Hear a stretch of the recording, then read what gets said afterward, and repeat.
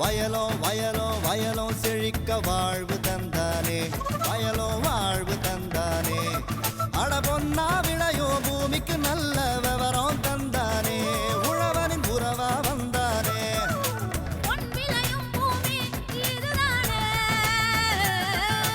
வயலோ வயலோ வயலோ செழிக்க வாழ்வு தந்தானே, வயலோ வாழ்வு தந்தானே. அட பொன்னா விளையோ பூமிக்கு நல்ல விவரம் தந்தானே, உழவனின் உறவா வந்தானே. தந்தன தந்தன தன தந்தானே, மண்வள பொங்கிட துணை வந்தானே. தந்தன தந்தன தன தந்தானே, மண்வள பொங்கிட துணை வந்தானே. மாத்தி யோசிச்சேங்க. மதுரை மாவட்டம் உசிலம்பட்டி தாலுகா பொட்டல்பட்டி பண்ணையாளர் மா சுப்பிரமணி. இவர் இம்மாவட்ட கால்நடை மருத்துவ அறிவியல் பல்கலைக்கழகத்தின் பயிற்சி மற்றும் ஆராய்ச்சி மையத்தின் வழிகாட்டுதலோடும் தொழில்நுட்ப உதவியோடும் வெண்பன்றி வளர்ப்பினை மேற்கொண்டுள்ளார். கால்நடை வளர்ப்பில் வெண்பன்றி வளர்ப்பு சிறந்த பொருளாதார பயனை தருவதால் பண்ணையாளர்கள் இத்தொழிலினை மேற்கொண்டு வருகின்றனர். மேலும் இத்தொழிலின் சிறப்புகளை பற்றி கேட்டபோது,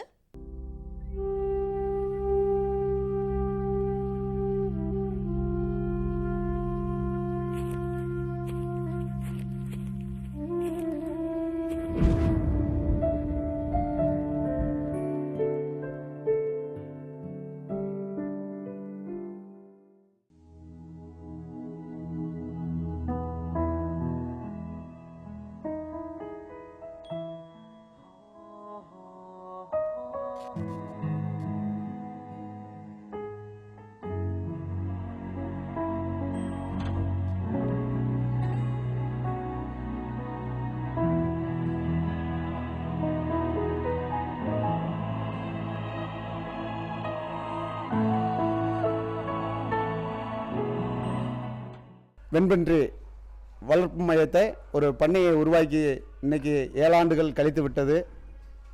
7 ஆண்டுகளாக மிகவும் வெற்றிகரமாக தொழில் முன்னேற்றத்தில் போய்கிட்டு இருக்கு.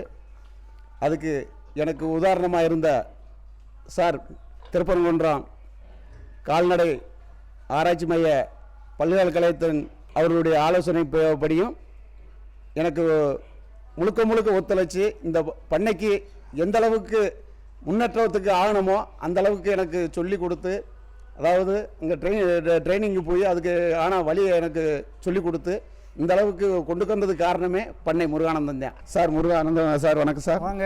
வணக்கம். அதாவது சுப்பிரமணியம் வந்து முதல்ல மையத்துக்கு வந்திருந்தக்கப்ப அவர் சொன்ன வார்த்தைகள், சார் நான் இந்த மாதிரி வந்து கேரளாவில் இருக்கேன். நான் கேரளாவில் வந்து இருக்கேன் அப்படின்னா வந்து அன்றாடம் நான் வந்து சம்பாதிக்கக்கூடிய ஒரு தொழில் செஞ்சிட்ருக்கேன். அது மிகவும் கம்மியான வருமானம், 150 ரூபாயிலேருந்து 200 ரூபா தான் நான் வந்து ஒரு நாளைக்கு நான் வந்து சம்பாதிச்சிட்ருக்கேன். எனக்கு வந்து நிரந்தரமான ஒரு வருமானம், எனக்கு உடம்புக்கு சவமில்ல, நான் வேலைக்கு போகலைன்னா அன்றைக்கி என்னுடைய சம்பளம் வந்து இல்லை. அப்படிங்கிறப்ப குடும்பத்தை வந்து நான் காப்பாற்றக்கூடிய ஒரு சூழ்நிலையில் கஷ்டப்படுறேன் சார். எனக்கு வந்து ஏதாவது ஒரு ஆலோசனை சொல்லுங்கள் அப்படின்னீங்க. அது ஞாபகத்தில் இருக்கா? அது நல்ல ஞாபகத்தில் இருக்குது சார். அப்போ இந்த வெண்பன்றி பண்ணை இவருக்கு ஆலோசனை வழங்குறப்ப நான் அதை செய்கிறேன் சார் அப்படின்னு வந்து அவர் சொல்கிறப்ப எனக்கு மகிழ்ச்சியாக இருந்தது. சரி, அதன் பிறகு அவர் பயிற்சி முறையாக 3 நாட்கள் பயிற்சி எடுத்து எங்கள் மையத்திலே இந்த வெண்பன்றி வளர்ப்புக்கு ஆரம்ப காலத்தில் நீங்கள் வந்து இந்த பணத்துக்கு என்னங்க பண்ணீங்க சுப்பிரமணியம்? எவ்வளோ முதலீடு போட்டீங்க? ஆரம்ப காலகட்டத்தில் ரொம்ப கஷ்டம்தான் சார். ரொம்ப கஷ்டம்னா அன்றைக்கி 1.25 லட்ச ரூபா முதலீடு இறக்கணும். 1.25 லட்ச ரூபா அன்றைக்கி இப்போ கண்டுபிடிக்கிறது ரொம்ப கஷ்டமான இது. இருந்தாலும் வட்டிக்கு வாசிக்கு வாங்கித்தான் இதை ஆரம்பித்தது. நகைகளும் அடவு வச்சு பேங்கில் அடவு வச்சு இதை தொழில் தொடங்கினது தான். இந்த வெண்பன்றி குட்டிகள் எங்கே வாங்குறது? இதை அமைச்சோம்னா நம்ம வெற்றிகரமாக நடத்த முடியுமா? அல்லது விற்பனைகள்லாம் வந்து எங்கே பண்ணுறதுங்கிற சந்தேகங்கள்லாம் உங்களுக்கு இருந்ததா? நிச்சயம் இருந்துச்சு சார். அதை எப்படி நீங்கள் வந்து தைரியமாக அப்புறம் நீங்கள் வந்து அதில் எல்லா பண்ணையாளர்களுடைய ஒரு சர்டிஃபிகேட் கொடுத்தீங்க, அதில் எல்லா பேரும் இருந்துச்சு. குட்டிகள் வாங்கக்கூடிய இடமுன்னு சொன்னீங்க. நம்ம மெட்ராஸ் சென்னை காட்டுப்பாக்கம் அங்கே அந்த காலேஜில் இருக்குன்னு சொன்னீங்க. முதல்ல நீங்கள் தொடங்கினது எத்தனை பன்றிகள் ஆரம்பிச்சிங்க? எத்தனை வெண்பன்றி? 10 பெட்டை, ஒரு ஆண். ஆமாம். மற்ற தீவனமெல்லாம் நீங்கள் என்ன பண்ணீங்க? அதாவது தீவனம் நீங்களும் குறிப்பிட்டதை சொன்னீங்க. சொன்னது அதுவும் மனசில் இருந்துச்சு. அந்த குறிப்பிட்ட தீவனத்தை கொண்டு போனால் அந்த பன்னியை வந்து நிச்சயம் வளர்த்து இது பண்ண முடியாதுன்ற ஒரு எண்ணங்கள் வந்துச்சு. அப்போ தான் கொஞ்ச நாள் இறக்கி வச்சுட்டு கஷ்டப்பட்டேன். இங்கே வந்து கல்யாண மண்டபங்கள்லாம் அதிகமாக இருக்குது. அப்போ அன்றைக்கி ஒரு சின்ன ட்ரம்மை வாங்கி ஒரு சின்ன ஆட்டோவில் போய் அன்றாடு வாடகை கொடுத்து அள்ளி கொண்டு வந்து போட்டான். அப்புறம் இந்த தவிடு புண்ணாக்கு கொஞ்சம் போல் போட்டு கப்பக்கிழங்கு, சக்கரவள்ளி கிழங்கு, சோளம், கம்பு இதெல்லாம் அரைச்சி ஒரு பன்னிக்கு ஒரு கிலோ 1.25 கிலோ அது போட்டு வேற காய்கறிகளுடைய கழிவு சுரைக்காய், பூசணிக்காய் அது வாங்கி போடுவான். எந்தது மலிவு விலையில் விற்கிதோ, மலிவாக கிடைக்கக்கூடிய பொருள் எந்த பொருள் இருக்கோ அந்த பொருளை கொண்டு வந்துடுவோம். அதாவது அந்தந்த காலகட்டத்தில் என்னென்ன வந்து உங்களுக்கு கிடைக்குதோ அதை நீங்கள் தீவனமாக பயன்படுத்தி குறைந்த விலையில். சரி. அப்போ ஒரு குட்டி ஈன்று எத்தனை மாசத்துல நீங்கள் விற்பனை செய்கிறீங்க? நாங்கள் விற்பனை செய்யறது 3 மாதம் 3.5 மாதத்தில் விற்பனை. குட்டியாக விற்பனை செய்கிறீங்க? குட்டியான. அப்போ அந்த வந்து குட்டியாக விற்பனை செய்கிறப்ப 3 மாதங்களில் எவ்வளோ ரூபாய்க்கு அந்த குட்டியை கொடுக்குறீங்க? அந்த குட்டி வந்து 3.5 மாதத்தில் 2700 இருந்து 3300 வரைக்கும் கொடுக்கும் விலைக்கு கொடுத்துருவோம். ஒருவேளை அந்த குட்டிகளை பெரிய பன்றிகளாக விற்பனை செய்ய வேண்டும் இறைச்சிக்கு அப்படின்னா அது எத்தனை நாள் விற்கிறீங்க? அது இன்ன வரைக்கும் இறைச்சிக்கு என்கிட்ட விட்டதில்லை. அதுக்கு முன்னாடியே வந்து குட்டிகளாகவே வாங்கிட்டு போயிடறாங்க. புக்கிங்கில் இருக்குது. அந்த அளவுக்கு குட்டிகளுக்கே போயிடுது. பொதுவாக அந்த வெண்பன்றி வளர்ப்பில் நோய் பாதிப்பு அப்படிங்கிறது எதுவும் பெரிய அளவில் உங்களுக்கு வந்திருக்கா இந்த பண்ணையில்? இன்ன வரைக்கும் வரல சார். ஒருவேளை சின்ன அது வந்து நம்ம டாக்டர் இங்கே பக்கத்தில் கால்நடை மருத்துவர் இருக்காங்க, அவங்ககிட்ட போய் ஏதாச்சும் அப்பப்போ ஆலோசனை கேட்டு இது நல்லா ரொம்ப முடியலாண்டா அவரே வந்துருவார். அந்த டாக்டர் ஆலோசனை சொல்கிறார். ஆலோசனை சொல்லி அவரே வந்து ஊசி போட்டு தடுப்பூசி எல்லாம் போடுறாரு. எல்லாமே இது பண்ணுவார். உங்களுடைய இந்த பொருளாதாரம், அதோடைய சேமிப்பு, அந்த சிறிய பண்ணையிலேருந்து இந்த பெரிய பண்ணைக்கு வந்ததற்கு இன்றைக்கு இதோடைய மதிப்பு என்ன? 30 லட்ச ரூபா சார். 30 லட்ச ரூபாய் வந்து பண்ணையில் சேர்த்துருக்கேன். இது தவிர வேற வாகனங்கள் என்ன வாங்கியிருக்கீங்க? அதான் டாடா ஏசி வாங்கியிருக்கோம். வண்டி வாங்கியிருக்கேன். இப்போ போர் போட்டிருக்கோம். போர்வெல் போட்டிருக்கீங்க. ஒன்றுக்கு 2 போர்வெல் போட்டிருக்கோம். 2 மோட்டார் இறக்கியிருக்கான். இதெல்லாம் வந்து இந்த வெண்பன்றி வளர்ப்பின் மூலமாக நீங்கள் வந்து சிறுக இன்னைக்கு 30 லட்ச ரூபாய்க்கு வந்து நீங்கள் ஒரு அதிபர் ஆயிருக்கீங்க. அது மகிழ்ச்சியாக இருக்கா உங்களுக்கு? அது ரொம்ப எனக்கு சந்தோஷமா இருக்கு சார். மேலும் விவரம் பெற மா சுப்பிரமணி அவர்களை 09943551733 என்ற கைபேசி எண்ணுடன் தொடர்பு கொள்க. இனி வருவது வேளாண் ஆலோசனை நேரம்.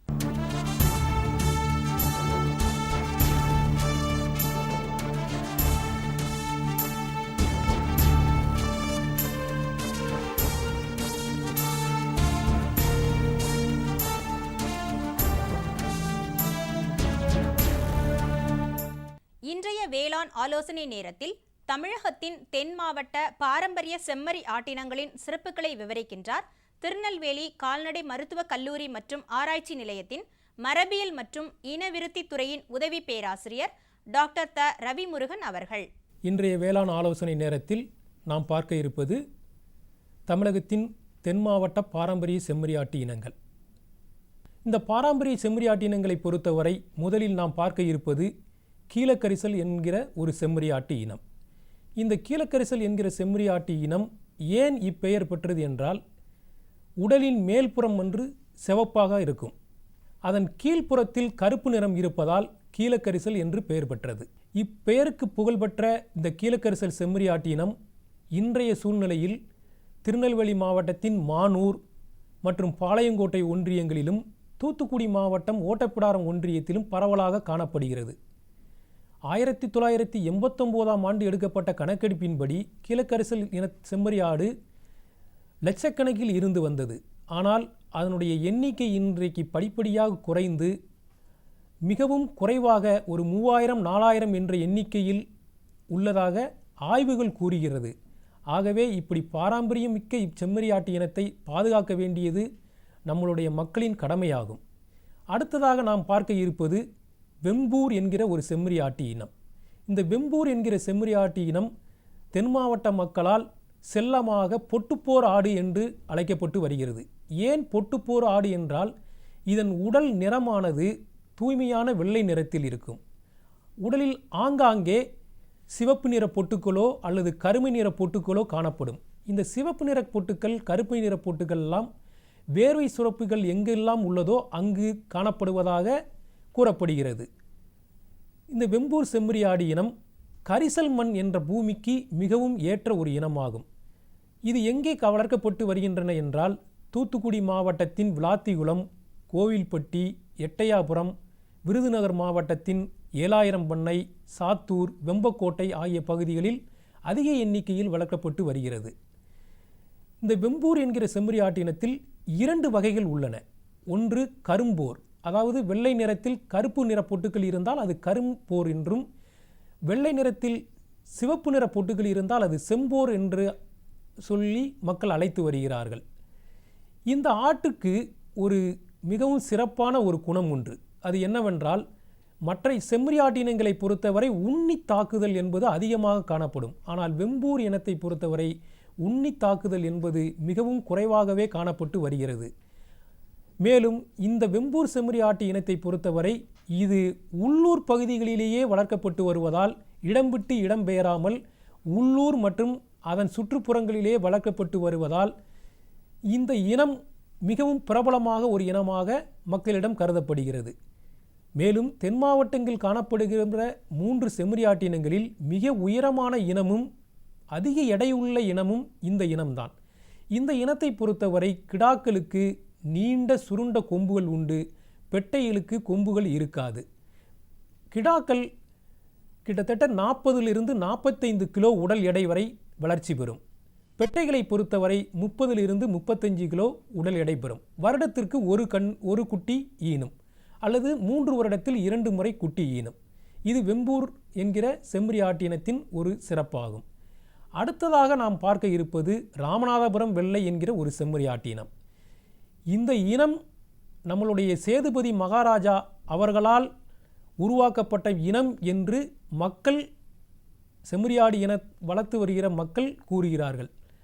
அப்படி பார்க்க போமையானால் சுமார் 500-600 வருடங்களுக்கு முன்னால் உருவாக்கப்பட்ட இனம் இந்த ராமநாதபுரம் வெள்ளை இனமாகும். சேதுபதி மகாராஜாவை பொறுத்தவரை தன் ஆளுகைக்கு உட்பட்ட பகுதியில் தனியாக ஒரு செம்மறி இனம் தோன்ற வேண்டும் என்று கருதி உருவாக்கப்பட்ட இனமாகும். இந்த இனத்தின் நிறப்பண்புகள் என்பது தூய்மையான வெள்ளை நிறத்தில் காணப்படும். மேலும் நுனிப்பகுதிகளில் மற்றும் கருப்பு நிற திட்டுக்கள் ஆங்காங்கே காணப்படும். இந்த நுனிப்பகுதிகள் என்று சொல்லுவோமானால் வாயின் நுனிப்பகுதி, அப்புறம் காதின் நுனிப்பகுதி, கால், முட்டு ஆகியவற்றின் நுனிப்பகுதிகளில் எல்லாம் கருமை நிறம் காணப்படும். இந்த கருமை நிறம்தான் அந்த கடலோர மாவட்டங்களில் காணப்படுகிற தட்பவெப்பநிலை, அந்த மண்ணிலிருந்து தோன்றக்கூடிய வெப்பத்தை உட்கிரகித்து வாழக்கூடிய தன்மையை அந்த ஆட்டிற்கு கொடுக்கிறது. ஆக இப்பேற்பட்ட 3 செம்மறி இனங்களை போற்றி பாதுகாத்து வளர்க்க வேண்டியது நம்மளுடைய கடமை. மேலும் இந்த ஆட்டினங்களை எல்லாம் நாம் வளர்த்தோமானால் நம்மளுடைய வாழ்வாதாரம் பெருகும் என்பதும் என்னுடைய ஆவல். மேலும் விவரம் பெற டாக்டர் த. ரவிமுருகன் அவர்களை 09488107766 என்ற கைபேசி எண்ணுடன் தொடர்பு கொள்க. மீண்டும் நாளைய பொன் விளையும் பூமி நிகழ்ச்சியில் பல புதிய தகவல்களோடு சந்திப்போம். நன்றி, வணக்கம்.